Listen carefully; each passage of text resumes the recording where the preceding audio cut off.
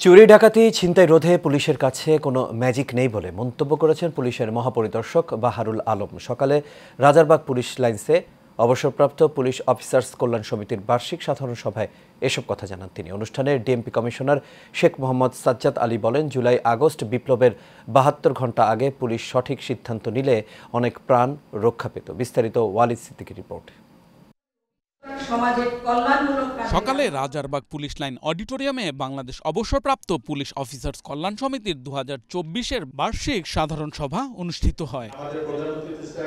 এতে অংশ নেয় পুলিশ মহাপরিদর্শক ও ডিএমপি কমিশনার। অনুষ্ঠানের শুরুতেই জুলাই আগস্ট বিপ্লবে পুলিশের ভূমিকা নিয়ে সমালোচনা করেন ডিএমপির কমিশনার। তারা কি কর্মকাণ্ড করলেন যে দেশের মানুষ আমাদের প্রতি এত বিরক্ত ত্যক্ত হলো। ডিএমপি কমিশনার বলেন, ছাত্র জনতার অভ্যুত্থানে পুলিশ সঠিক সিদ্ধান্ত নিলে অনেক প্রাণ রক্ষা পেত। সামাজিক অনুষ্ঠানে পুলিশ অফিসার পরিচয় দিতেও লজ্জা লাগে। এখন পর্যন্ত আমরা সমাজের বিভিন্ন স্তরে বিভিন্ন অনুষ্ঠানে যে নিজেদেরকে পুলিশ অফিসার হিসেবে পরিচয় দিতে লজ্জাবোধ করছি। এই ট্রমা থেকে আমাদেরকে বের হয়ে আসতে হবে এবং বের হয়ে আসার জন্য একটি উপায়, এই দেশের মানুষকে আমাদেরকে সেবা দিতে হবে। সম্প্রতি চুরি ছিনতাই রোধে আইন শৃঙ্খলা বাহিনীর ভূমিকা। সাংবাদিকদের এমন প্রশ্নের জবাবে পুলিশ মহাপরিদর্শক বাহারুল আলম বলেন, চুরি ছিনতাই ও খুন রোধে পুলিশের কাছে কোনো ম্যাজিক নেই।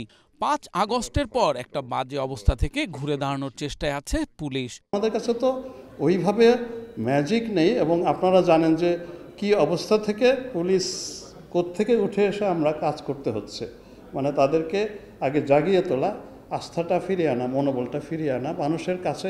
এখনও মানুষ কিন্তু আমরা চাই যে আরও বেশি কাছে যাই, মানুষ আরেকটু আমাদেরকে সহযোগিতা করুক, গ্রহণ করুক।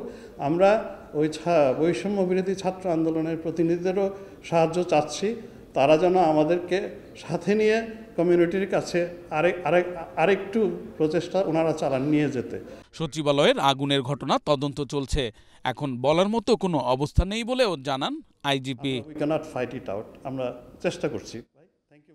Walid Siddiqui, Asian Television, Dhaka.